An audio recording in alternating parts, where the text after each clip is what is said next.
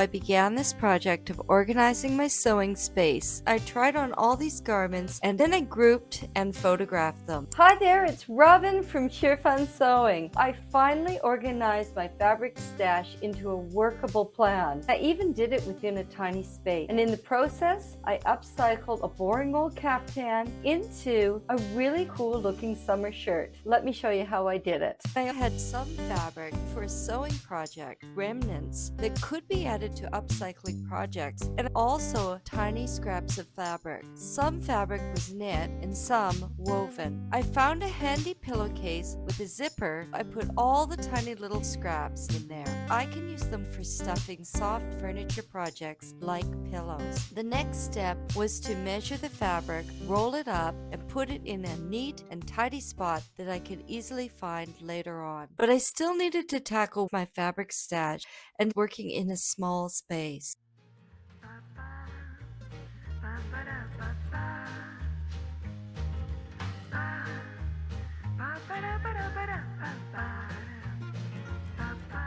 Once I rolled up the fabric, I put each of the rolls into 2 storage cubes, one for smaller remnants, scraps, and one for larger amounts of fabric that could be used for an entire garment. You might sort it further into knits and woven fabric. I still need to create a system for my upcycling garments, which helps me identify my kind of fabric and how much I have. Let me show you what I came up with. You can take a sewing project you've been working on and use a project management tool to organize and track your progress as you complete it. The benefit to you is that you get an upcycling tutorial as well as a project management tutorial. I'm using a Google spreadsheet. You could use any spreadsheet program you like. In the first tab, scraps and remnants, all my fabric turned out to be woven except for one knit. Knowing whether it's woven or knit is going to help me know what I'm going to make and how it's going to look. In tab B, I've measured length to width. Sometimes I just estimated. I've given myself an idea of the color and type of fabric. Most of my fabric is pre-shrunk, but I'm reminding myself to pre-shrink it. I don't want to be thinking, what am I going to do? How much do I have to buy? It becomes a lot easier. And of course, any of this can change later on. I created a tab 2 with the type of garment. So here's where all those photos of the garments came in. I have garments that didn't fit or I would like to upcycle. And then season. This is a good idea. If you're thinking, how much time do I have? How many garments do I want to do? I suggest you do refashioning for the season that's coming up rather than the season that you're in. It does take time to sew and plan. Also, fabric condition might influence me on whether I'm going to use this or turn it into material to create a practice pattern or soft furnishing like a pillow. Now, fit is my fit. You can see this dark gray sweater. It's too small. I have a lot of too smalls in here. I have to try it on. When you have an overall spreadsheet, you get creative and your mind starts going. You can look it over and say, yeah, what would I like to do with this? What is the actual issue? In fact, it should be red caftan. I'm just going to fix that. So the sleeves were fraying, the facing was fraying, it was drab, and I had to fix all of that. Moving over, I also had sources, and I'll either put the name of the book or the author's name. And I have a simplicity pattern here. I could use this fabric or garment towards. Let's say it's a refashioning idea, but I want to add some additional fabric. I've got a whole list in front of me. It saves time and money. For now, my supplies are thread, but I'm going to get more as I work out each item. And a goal date. Some are almost completed. In terms of fabric, I can go back to the first tab, look, and say, oh, what kind of fabric did I have? And that gives me an idea. It doesn't matter where I am. I might have my iPad with me in a coffee shop. I could take it anywhere. You could add more tabs. Perhaps you have sewing projects that you're completing and you want to break it down. You can see everything at your fingertips. I might want to repeat it, add to it. I put some embellishments on it or things like that. If you're thrift flipping, maybe you want to do it in different sizes, and that original project is all there. But now I want to show you another part of my project management. The program is Asana. The free version is very powerful. If you love it, pay for it. You would type in Asana.com. You go into the link. It'll show you how to sign up. And because I already have downloaded Asana, it's going to automatically open up. Give it a minute. And here is the home page. If you look on this sidebar, we're going to look at using Asana for a sewing workflow. I'm going to hit this and it's going to bring up a board. I'm going to use a garment I upcycled. We can use it within the project management system. It's the red caftan we've been speaking about. So I'm going to hit board. It brings up my upcycling projects board. Now, the easiest thing you can do in Asana, if you hit these, you can create new tasks. The simplest way for you to set up your board when you first start is to have a to-do, in progress, and a complete. This is the idea column. I'm going to do that new skirt or pants project. I'll call it something. I will end up with a whole bunch of these to-do tasks. Isn't this true in sewing? We have projects on the go all the time. This will help you remember what you were doing. As you work through this, you'll be able to move. All I'm doing is clicking and dragging it over. If it's in progress, you'll be able to look at it in that column. You may have a bunch in progress, a bunch you're planning, and when it's completed, move it over to this third column here. There's also a way to archive these. You've got all your notes on how you did it, pictures, everything. You can link to files, throw in pictures, even put in a video. It has that capability. It can do a lot on the free program. If you pay for Asana, you're able to create templates, but I did it my own way. I created a template that's always going to stay here. I called it Upcycle Garment because I'm doing all upcycle projects. I'm going to hit this now. Here we are in Upcycle Garment. I'm not going to give it an assignee because I know it's me. If I wanted to, I could set dates. It's going to tell me what these projects are, and then a brief description of what you're doing. Then I had a bunch of tabs. Research and brainstorm different ideas to upcycle this garment. This is what I created. Then I create a plan on what I'm going to do to upcycle the garment, gather sewing notions and resources, prepare my fabric, in other words, pre-washing, then cutting steps, sewing steps. I like the fitting of the garment midway and at the end and pressing the fabric. I added reflections because I plan on coming back to these projects and maybe repeating them or modifying them. Every time you click on one of these and open it up, it opens up as a brand new tab that you can add information, subtasks, and break it down further. Just hit backspace and it's back to upcycle garment. I did this as a template. If I want to create a new one, say an 8-panel gore skirt, and all I have to do is I'm going to hit these 3 little dots. I duplicate the task. This template comes up as another copy. Then I would change the name, but all of the original things are repeated. I can change them as I go. Then I hit create new task and it would create another one. Now you know how to do template. Let's take a look at the one that I created. I called it Upcycle Bottom of Caftan. As I show you how I created this system, I'm not going to put in every single one of these subtask details, but I'll put in a few and show you the capability of this program. Upcycle bottom of garment. I can put in a description and say, upcycle the red caftan to make a summer top. It will save it automatically. Let's say I want to research and brainstorm different ideas to upcycle this garment. Hit that tab. In the description, what kind of research and brainstorming ideas am I going to put in there? Paste that right in there. I've now done that. The difference is with the spreadsheet, I see that as mapping it out in front of myself and being able to see what I have to do. With this project management tool, I see it as a workflow. I'm working through the flow of doing the things. I'm back to the beginning again, hit that and go down to create a plan to upcycle this garment. I'm going to hit that. I'm going to go back to my original. We'll put in that plan as we go. Let's take a look at that caftan and see what the problems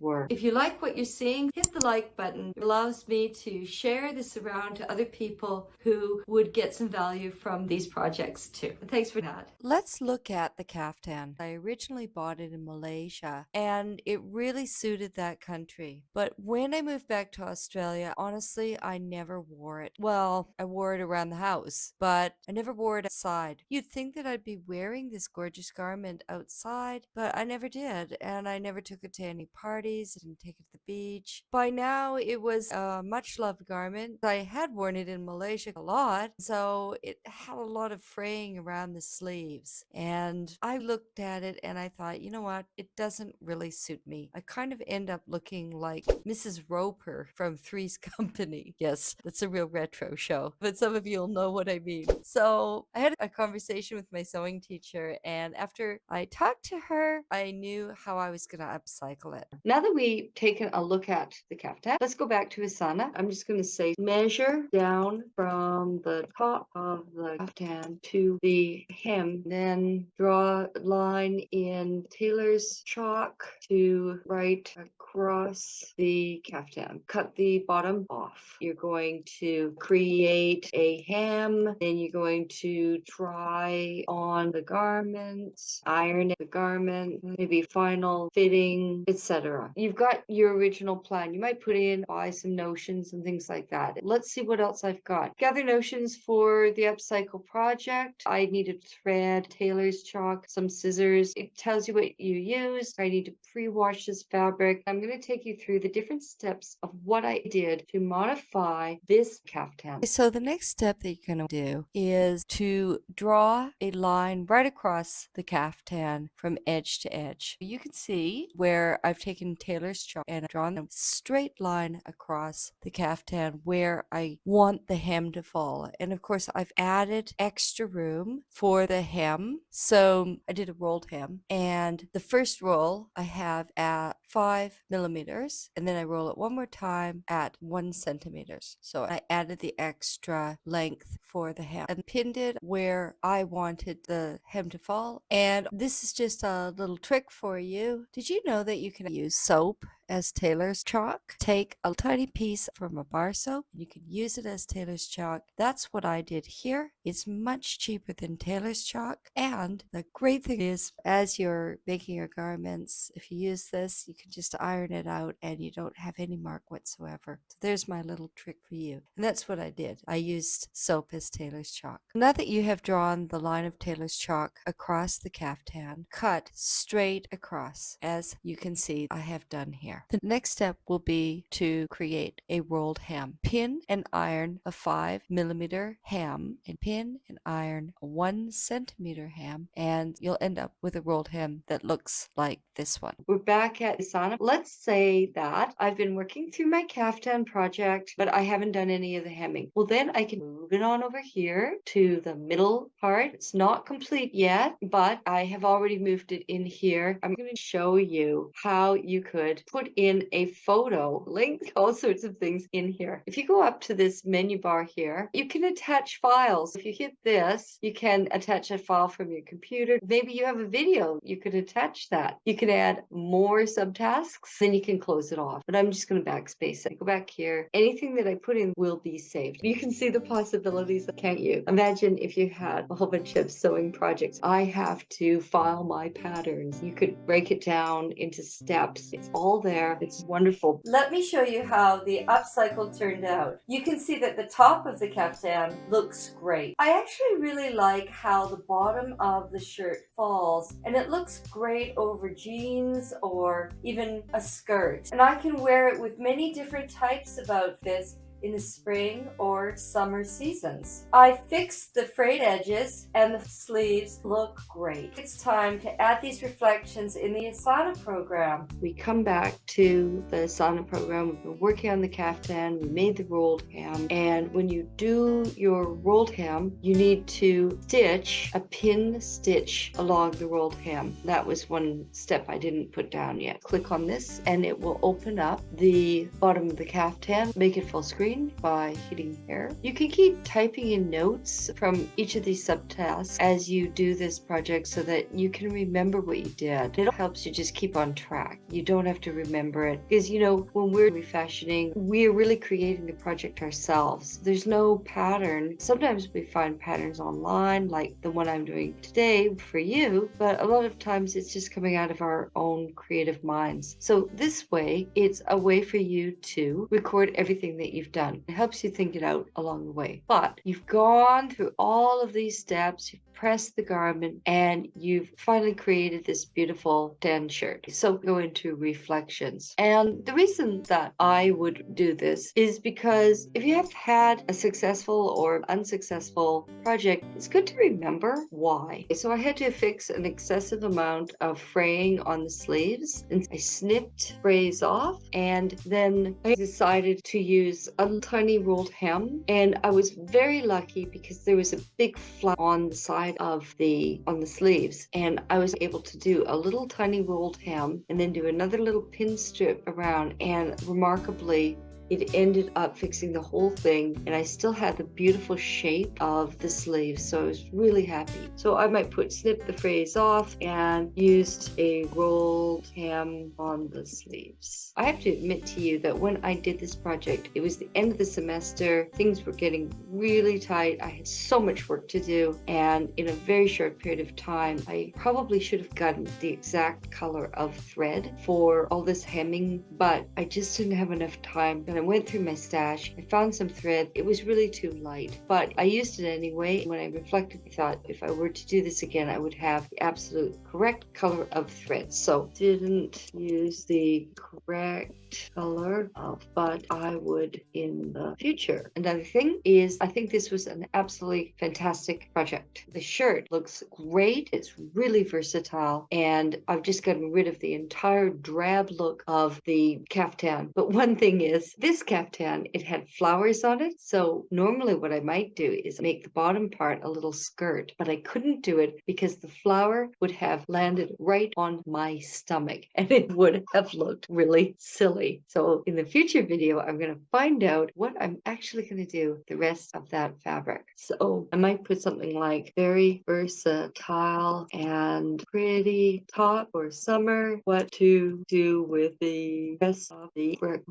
I decided not to fix the fraying because it would be difficult, and actually it stood the wash and it just seems to be fine, so I didn't bother with the fraying on the facing because it was just for me. So in doing all of this organizing of my sewing room, I've learned that I can come up with a much better system that can work for me, whether I'm working in a tiny space or if I have to move. I also like having a paperless system because Asana works on a cloud. So I really can't lose any of my notes, and I have links to all the research that I've done, whether it's from Pinterest, YouTube, or a blog. I love how I've been able to organize all my fabric and even chart how I'm going to use it in the future. And that's going to keep me on target for all my sewing goals and ultimately save me money. I'm also using every part of my fabric stash and not wasting anything, so it becomes a sustainable system too. And I know that I can continue using this system to organize my sewing book and pattern ideas too. I also want to thank a special person who taught me the Asana program, and that's Ida Cummings. She's a really special person, and she taught me a great deal about creating and editing videos. I took a small but very important course on how to begin creating a YouTube channel with Ida, and of course that's where she taught me how to use the Asana program. So this video is dedicated to Ida Cummings, and I've listed a link to her channel, Wonderful Ida, in my comments below. I hope you enjoyed today's tutorial. Like, comment, and subscribe. And remember, don't let fitting room frenzy get you down